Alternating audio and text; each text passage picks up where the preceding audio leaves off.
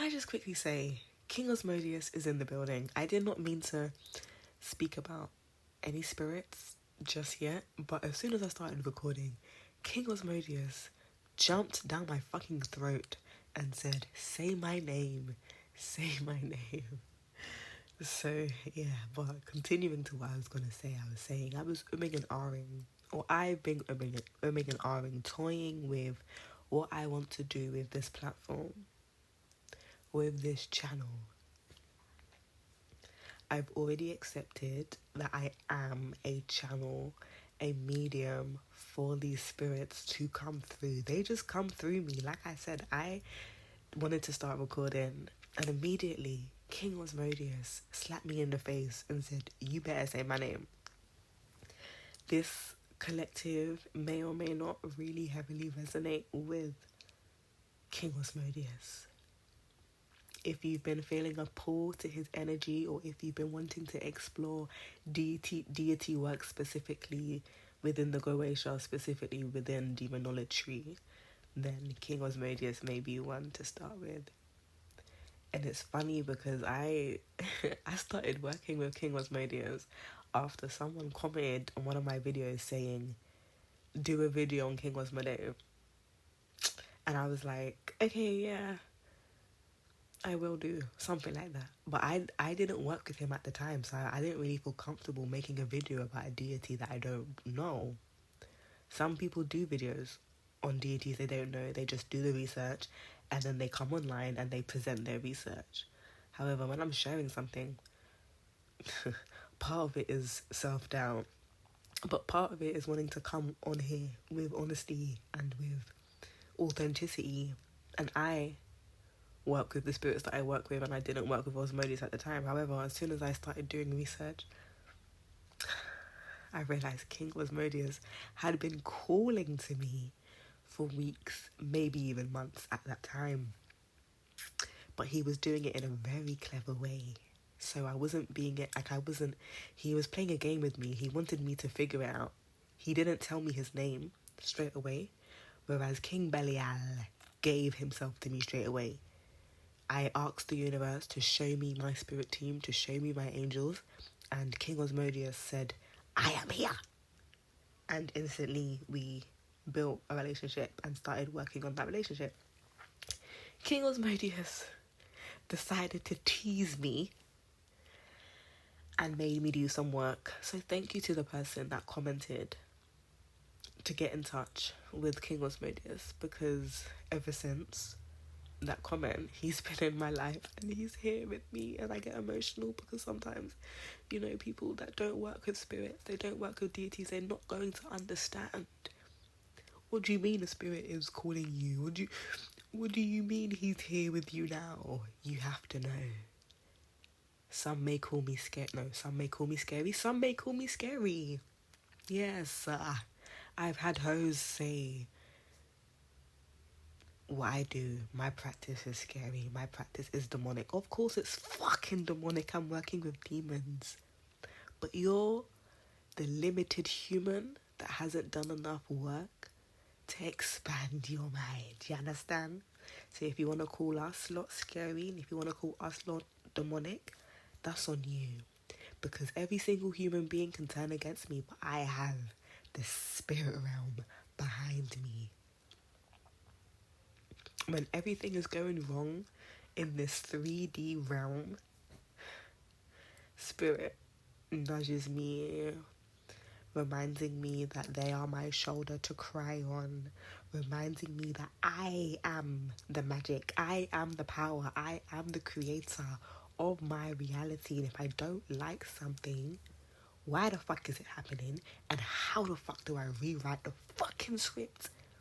I claim to be a writer, will pick up the pen and rewrite the narrative, rewrite the story. And that's what magic is.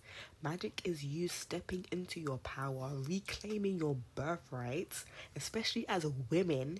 Women were burned at the stake for practicing magic. And that's why it infuriates me, especially when I hear women of colour say, oh, magic is demonic, magic is evil. This is who we are. Babylon has got you so brainwashed.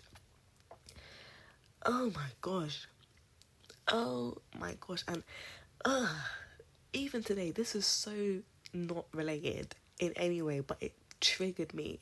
It triggered me, not because, you know, like when people say, oh, things trigger you because they're just mirroring parts of you that you don't like, but this triggered me because it just reminds me of how much Babylon has really manipulated the masses. This woman, I had to block her TikTok. That's how triggered I was, yeah? This is so not related, I'm so sorry. But anyway, it's the lady, like, she gives advice to women on how to be more attractive and how to, like, attain high quality men. Not Miss Sprinkle Sprinkle, because I adore Miss Sprinkle Sprinkle. Miss Sprinkle Sprinkle is also a magician. She's also a witch. I resonate with her 100% or 99% because I don't know the lady, you know what I mean? This Shui's on TikTok. Anyway, there's a girl asking for her advice and she has locks, yeah? She has locks. She has a piercing on her nose and she has tattoos. Probably that's what triggered me because I have piercings, I have tattoos, whatever. But she was like, first of all, because the lady was saying that she wants a wealthy man. This insecure bitch said, if you want to attract a wealthy man, you need to get rid of your locks and wear straight hair. These are two black women. It is Black History Month in the UK. just to add in there. Not that I give a toss, but I just think it's so funny. Obviously they're Americans, so their Black History Month is not now. But this is what I mean by Babylon and the West and how the propaganda has really brainwashed people, especially women of color. She told this woman to get rid of her locks and wear straight hair. Our hair isn't naturally straight, so you're telling her to Europeanize herself to attract wealthy men. She's equivalating wealth with European standards, basically saying that black women in their natural state can't have wealth, or black men that are wealthy don't find natural black women. I was like, I wanted to slap the shit out of her mouth so hard because this is really, really dangerous information to put out there, reinforcing to black women or to women in general that who they are at their natural state is not enough for wealth, success, abundance, luxury. That's what pissed me off. Not about the piercings and the tattoos, because yes, that does upset me. That does hurt me. Even today, I was looking at like a career in being a flight attendant, not because I want to do that, but I saw someone saying how they're now a retired flight attendant, and how when they were a flight attendant, like, they obviously traveled for free, and how, like, the company took care of their kids and, like, their partner and, like, housing. I was like, oh shit, like, take care of me then, take care of me, cruise, not cruise, but also cruises as well, cruise and airlines.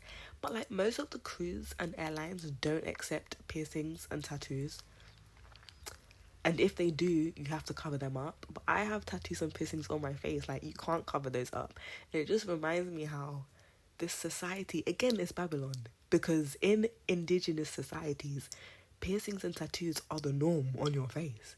Like, only the most powerful and revered or revered, whatever the saying is, like, the most spiritual people, the most beautiful people, they have stretched ears, stretched necks, stretched lips, stretched nose, all of it. But only here in the West, it's only in Babylon that tattoos and piercings are deemed unacceptable. And always in the comments of, like, these airlines and cruise ships is, we like clean cut looks. So you're saying that we look dirty? That is absurd, because this practice comes from indigenous and native people. And it's funny because in the West, the people that are associated with tattoos and piercings are, one, criminals. That's what it said when I was researching it. And two, white punks and degenerates and rebels. But you're not the people that started it.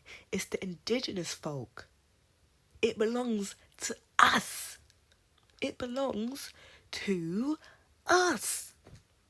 And then when you use it, it now becomes something dirty. And I can't even get a job that will offer me travel freedom, because it's not a clean cut look. Fuck you.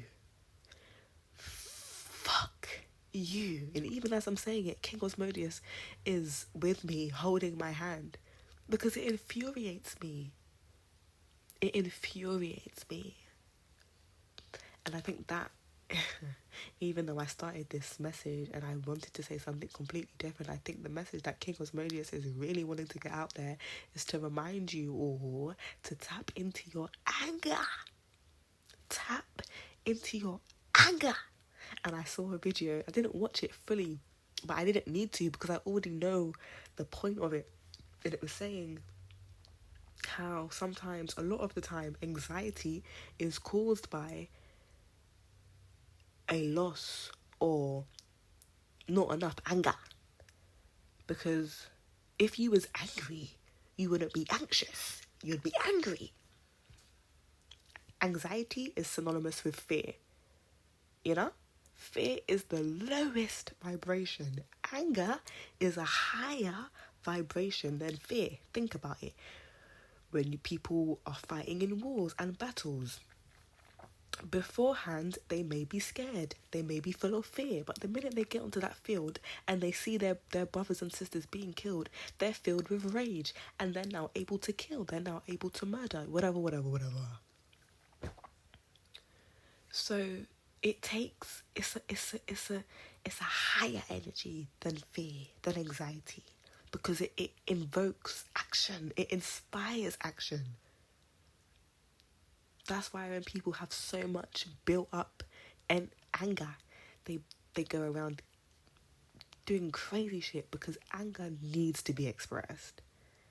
And I didn't watch a video. It's a video by Till Swan, but I only read the title when I resonated with it, and it was saying, stop trying to regulate your emotions. I didn't watch it, so I don't understand what she was trying to say, but what I get from that title alone is feelings and emotions aren't to be regulated. They're to be expressed. They're to be free. They're to be free-flowing. They're to be embraced. I guess, yes, we're supposed to know how to manage or live with our emotions. Yes, children should know how to regulate, because it can't get out of control and whatever. But they're not supposed to be controlled and confined. They're supposed to just be. And recently, especially since becoming a mother, I've been an angry motherfucker. I always say, I didn't get postpartum depression. I got postpartum rage. To the point where my GP said, it sounds like you've got BPD, bipolar disorder. Or borderline personality disorder, because I'm angry to the point where I'm violent. And I've always had a violent streak in me. I've gotten a lot of trouble in my teenage years for attempting to end people's lives. I'm sorry, but I'm not sorry. I have a violent streak in me because I have a lot of passion. I have a lot of passion. And sometimes my passion turns into rage. However, I have a very strong moral compass and I'm very intuitive. So I don't need to go out there and harm people, because I'm also a magician and I can fuck shit up spiritually. So I don't need to end your life, because I'll just ruin it. And I'll ruin it by sense of justice, by you getting what you deserve, reaping what you sow. Karma, if you believe in karma, you understand? And that's what magic is to me. Stepping into my power.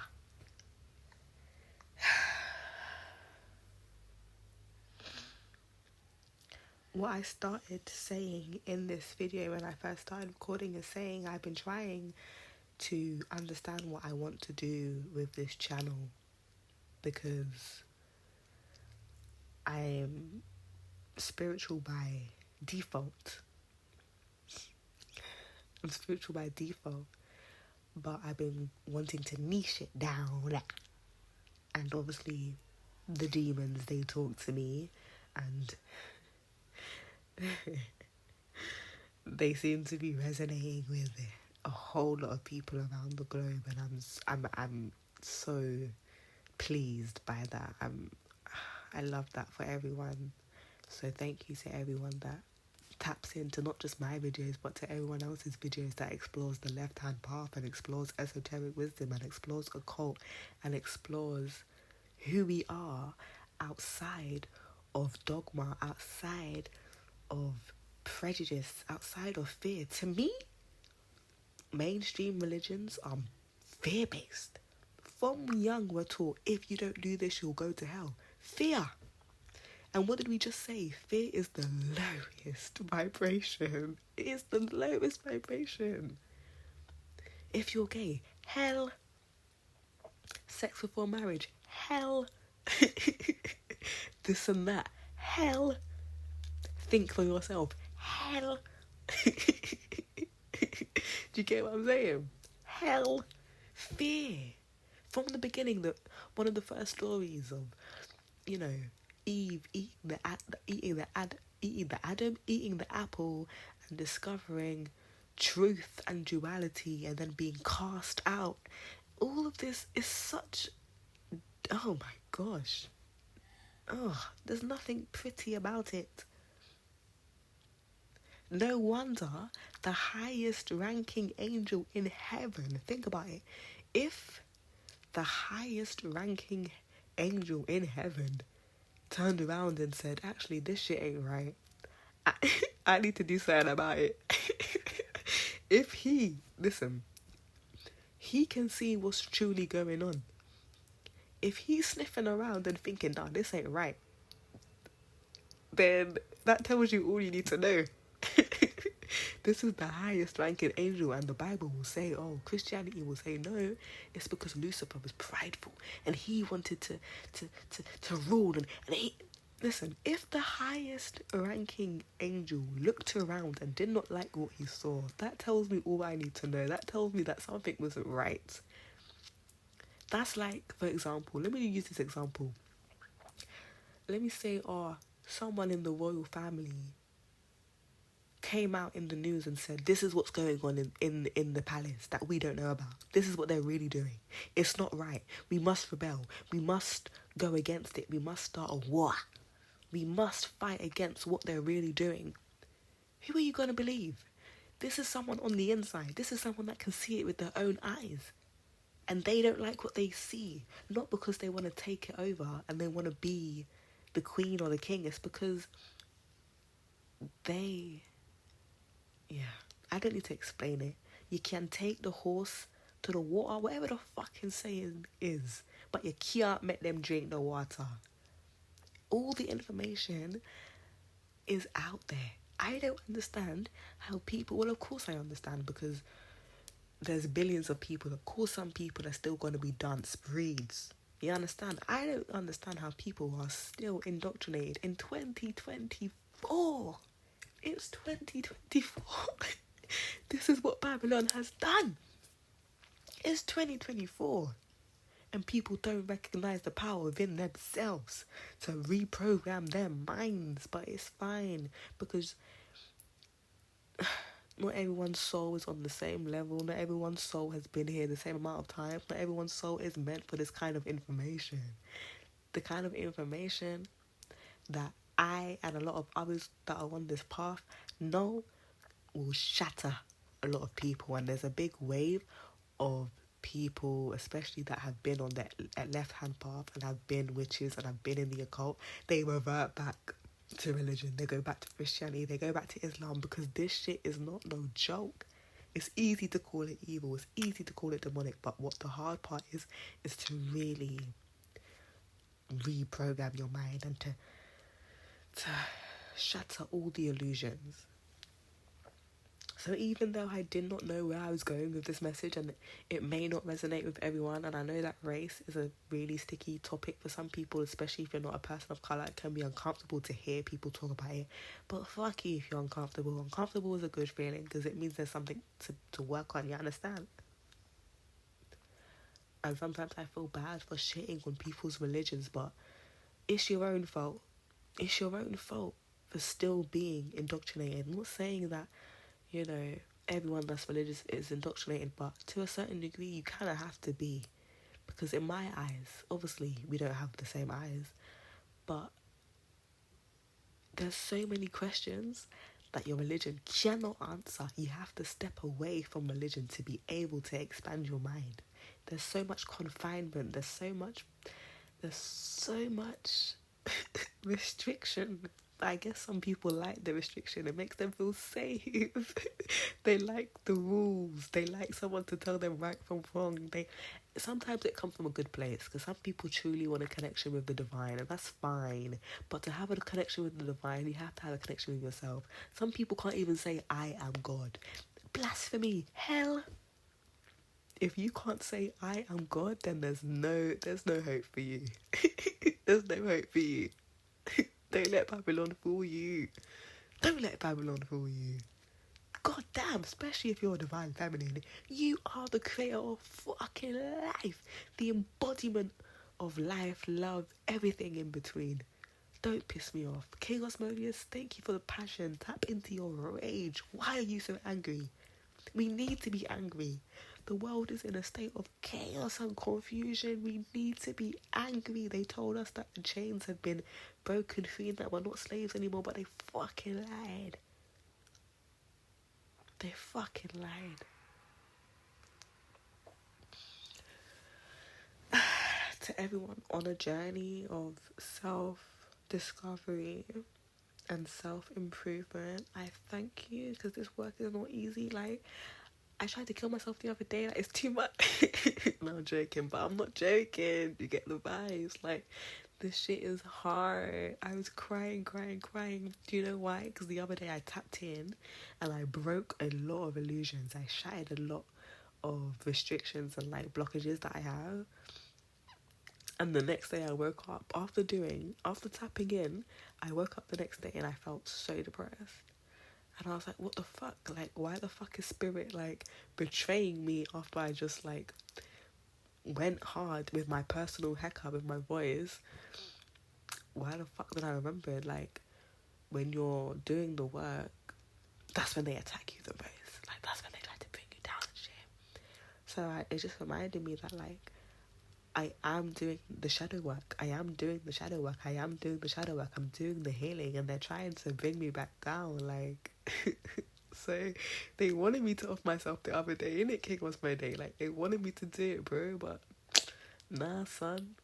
So thank you to everyone that's still here, even when it would be like easier to just pull the plug on it all, bro. But we can't. We've got to keep going, because if we pull the plug, we're gonna get put back in this earth cycle, bro, starting all over again. Anyway, I got a child to feed, bro. I can't leave him, so yeah. I've got to just keep moving forward on this healing journey to get the vibes. But anyway, 23 minutes. King Asmodeus here. Thank you, King Asmodeus. Thank you, King Asmodeus. Thank you, King Asmodeus.